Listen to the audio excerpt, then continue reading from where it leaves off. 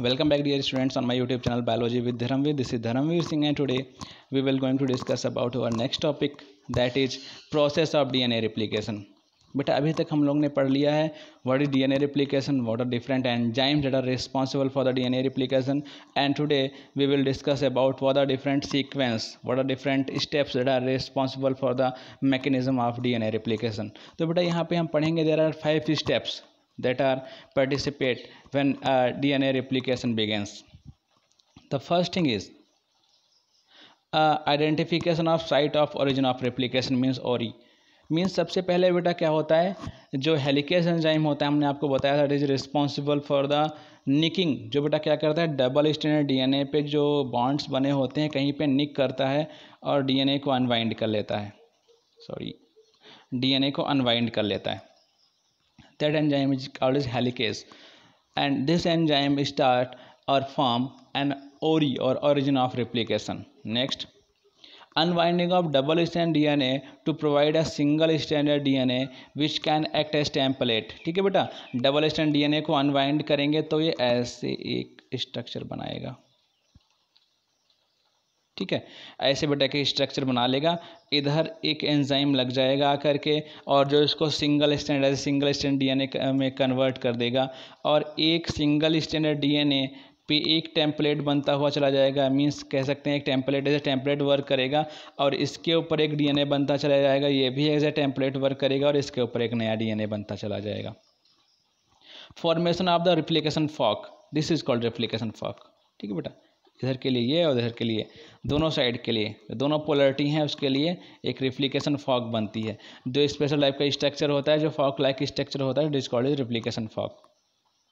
Okay, next thing, these are basic enzymes and their functions in the case of DNA replication. If you want then you take a screenshot. These are also some gap filling enzymes that are called as gyrases, etc. 5 type of DNA polymerases that are active in the case of the eukaryotic replication, and there are 3 type of the DNA polymerizing enzymes or DNA polymerase that is act as in the case of the prokaryotes. ठीक है बेटा, eukaryotes के case में 5 type के DNA polymerase होते हैं और prokaryotes के केस में 3 टाइप के DNA polymerase होते हैं, जैसा हमने अर्लियर अपने पहले वीडियोस में पढ़ लिया है. And the fourth step is initiation and chain elongation. बेटा क्या होता है, हाउ पहले हमने क्या किया, निकिंग कर लिया. सेकंड क्या किया, डीएनए को अनवाइंड कर लिया.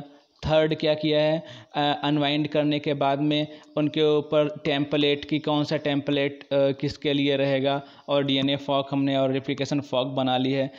फोर्थ स्टेज पे हम क्या करेंगे, नाउ जब बेटा यहाँ पे डीएनए पॉलीमरेज आके जुड़ जाएगा then it start to be chain elongation. अब बेटा वो अपना जो डीएनए न्यूक्लियोटाइड्स होंगी उनको आपस में जोड़ना स्टार्ट करेगा, जो न्यूक्लियोटाइड्स होंगी, और चैन इलॉन्गेशन मीन्स डीएनए का जो चैन होगा वो इलॉन्गेट होना स्टार्ट हो जाएगा. Last one is formation of replication bubbles and ligation of this newly synthesized DNA segments. क्या होता है बेटा, एक स्टैंड पे it is called a leading strand. ये रिप्लिकेशन फॉक जब बना हाफ स्टैंड ही लेते हैं हम, तो क्या होगा बेटा, 5' to 3' जो रिप्लिकेशन होगा, 5' 3' जो इंड बनेगा, जो न्यूली सिंथेसाइज्ड डॉटर स्टैंड होगा, अगर ये 5' to 3' है तो बेटा ये कॉन्टिन्यूअस बनेगा, that is called leading stand.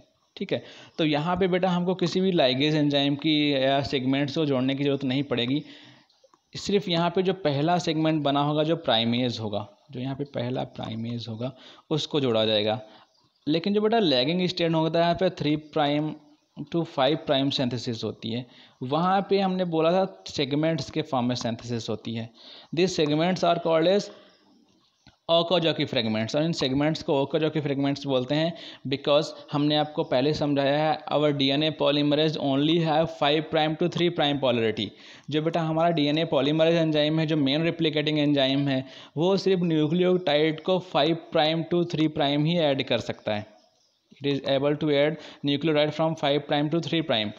यहाँ पे जब बेटा होता है तब एक एस शेप स्ट्रक्चर बनता है, एस शेप स्ट्रक्चर ऐसे बनता है और यहाँ पे डीएनए पॉलीमरेज ऐड होता है. एस शेप स्ट्रक्चर के ऊपर डीएनए पॉलीमरेज लोड होता है, इसलिए बेटा यही स्ट्रैंड थोड़ा पीछे रह जाता है रिप्लिकेशन के लिए। That's why this strand is also called as lagging strand. इसलिए बेटा जो 3' to 5' स्ट्रैंड होता है, 3'5' न्यूरली सिंथेसाइज स्ट्रैंड जो होता है, that is also called as lagging strand. उसको हम लैगिंग स्ट्रैंड भी बोलते हैं। ओके, सो नेक्स्ट थिंग, और next topic is identification of the site of the origin of replication. बेटा ओरिजिन ऑफ रेप्लिकेशन के लिए कौन सी साइट को आइडेंटिफाई करेगा एंजाइम? तो वहाँ पे बेटा देखते हैं, हमने आपको पहले क्लियर कर दिया था, always a site where A+T rich regions are present. जहाँ पे बेटा एडेनिन और थाइमिन रिच रीजन होगा, वहीं पे सबसे पहले हेलिकेज आएगा और इन बॉन्ड्स को ब्रेक कर देगा, इन बॉन्ड्स को हाइड्रोलाइज कर देगा। Because we know that breaking of the double stranded bond is easier than breaking of the triple strand bond. बेटा ट्रिपल स्टैंड बॉन्ड को ब्रेक करने में ज़्यादा एनर्जी का लॉस होता है, इसलिए हमेशा हेलिकेज A और T रीजन्स को चूज़ करता है और वहीं से निकिंग करता है, मीन्स वहीं से निक कर